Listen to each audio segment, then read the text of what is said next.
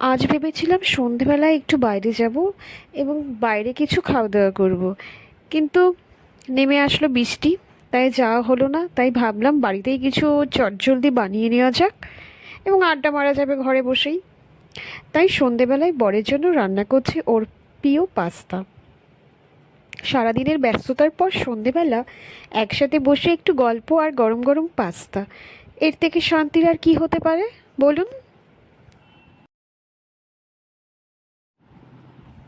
কিছুদিন আগে বাজার থেকে খোলা পাস্তা নিয়ে এসেছিলাম। সবসময় তো বাইরেই মোমো, চাউমিন, পাস্তা খাওয়া হয়ে থাকে। তো ভাবলাম যে কিছু পাস্তা কিনে নিয়ে যাই, কোনো সময় যদি খেতে ইচ্ছে করে সন্ধেবেলায় তো বাড়িতেই চট জলদি বানিয়ে খাওয়া যাবে। তো আজকে তাই ভাবলাম, যেহেতু আজকে বৃষ্টি হয়েছে বাইরে যেতে পারলাম না, তাই ভাবলাম যে বাড়িতে সেই কিনে আনা সেই পাস্তাগুলোই আজকে বানিয়ে ফেলি।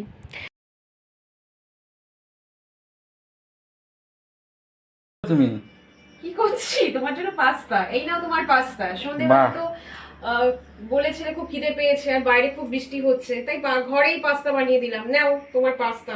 কেমন হয়েছে খেয়ে বলো। Thank you. ঠিক আছে, টেস্ট করে দেখছি কেমন হয়েছে।